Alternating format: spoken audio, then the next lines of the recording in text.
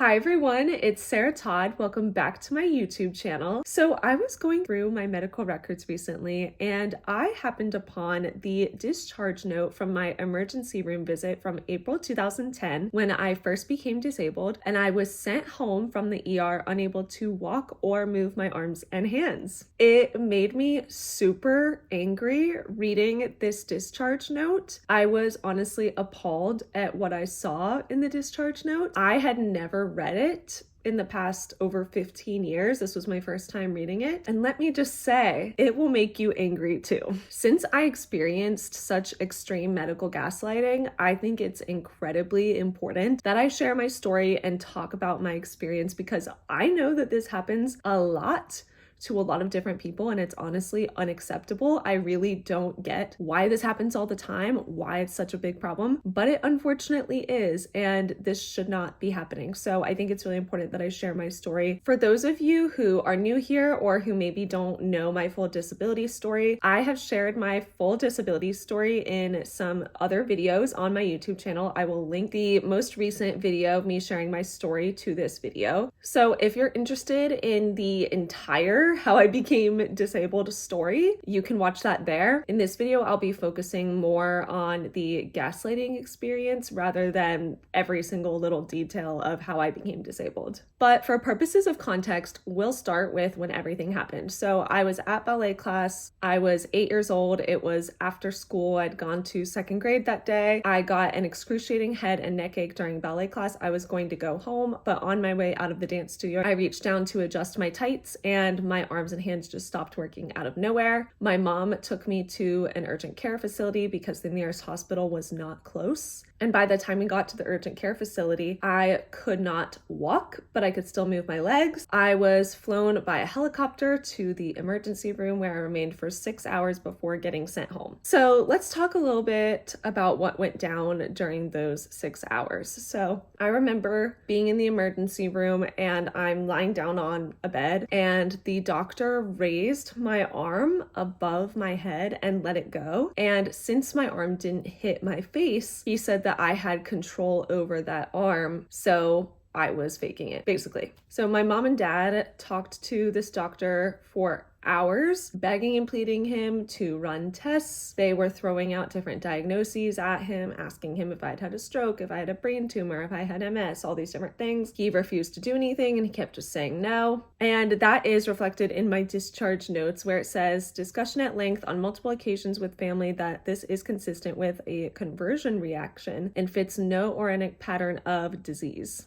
Which honestly, it makes me so mad reading that. But the next day, when I actually had an MRI done, it was revealed that I had spinal cord damage from C2 to T1. So my spinal cord was literally inflamed. That's why I had a super excruciating head and neck ache. That's why I couldn't move my arms and hands. That's why I couldn't walk. Clearly there was something wrong and a test needed to be done to determine what that was. Okay, the note also says, child remains smiling and laughing despite her stated inability to move her arms. Okay, this part really gets to me because children are innocent. Children don't know just how bad their situation is, even if they know that something isn't right. And that's why children are incredibly resilient and able to get through things that adults might struggle with more. So the fact that I was smiling and laughing is irrelevant.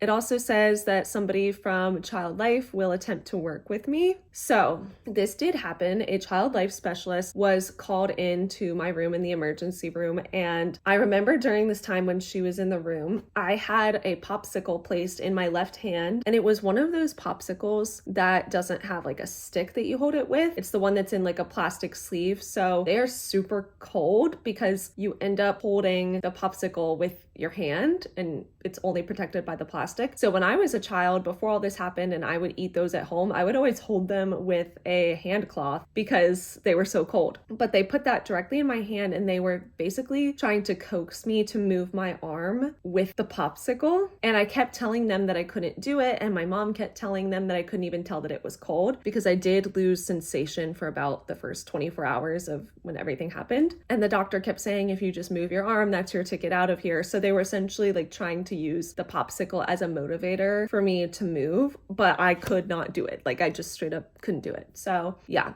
that was traumatizing, honestly. Okay, the note also says, child is now moving left arm and both legs, but states her right arm hurts from IV and she cannot move it. When I went to the ER, I couldn't move my arms and hands. So I don't know what that's about. Okay, it also says that I denied being in pain. Okay, when this all started, I had the most excruciating head and neck ache of my life. It was so bad to the point that I was crying and my mom was going to take me home from class, as I said earlier. And that was not like me. I have always had a very high pain tolerance.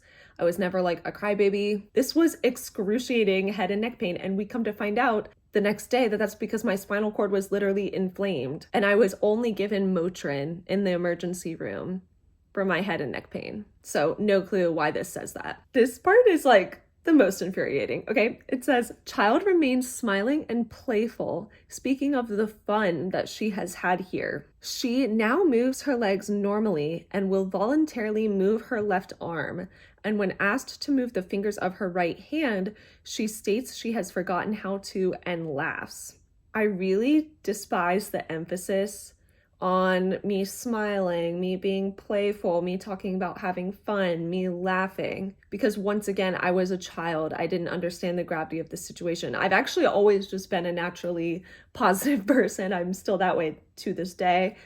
And like I said earlier, children are resilient. All of that is irrelevant.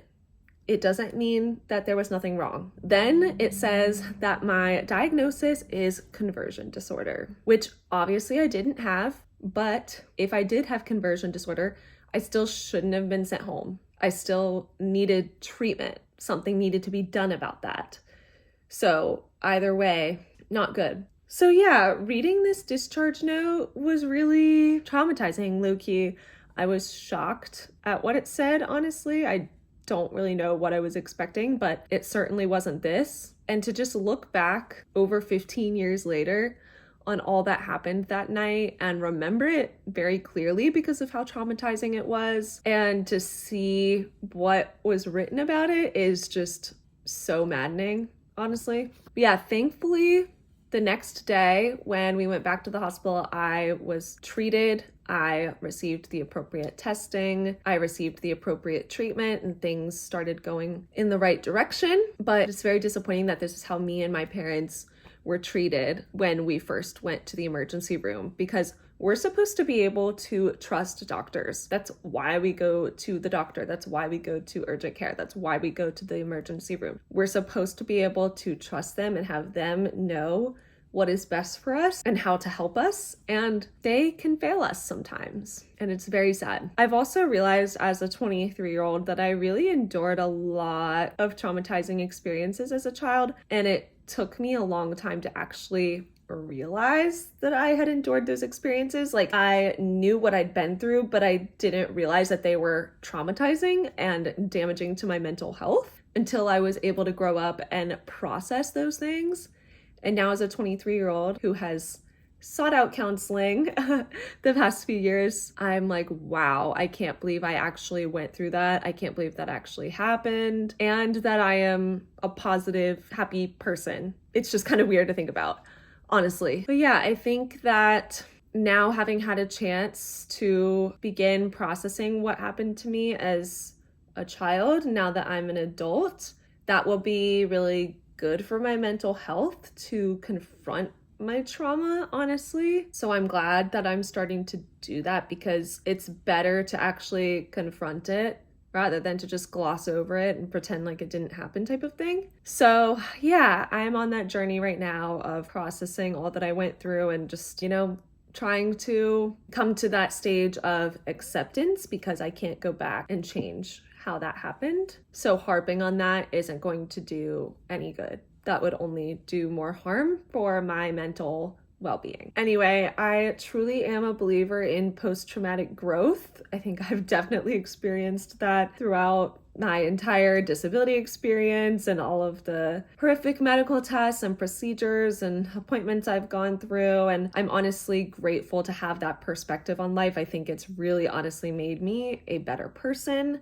I have knowledge I wouldn't have had, I have wisdom I wouldn't have had, I have experiences I wouldn't have had, and that can be a good thing if we're coming at it from a post-traumatic growth perspective. So if any of y'all have unfortunately been through something similar to this, I really feel for you, and I hope that this video can make you feel seen and heard in that way, because sadly, like I said, I know from stories people have shared with me that this is a very prevalent problem, and it really shouldn't be. As always, I thank you all so much for supporting me and my channel. I have a fabulous community on here. Y'all are the best. And I always appreciate when y'all leave me a comment, and I try to respond to as many as I can. So please leave a comment down below and subscribe if you haven't yet. Thank you once again for watching, and I hope you have a lovely day. Bye, everyone.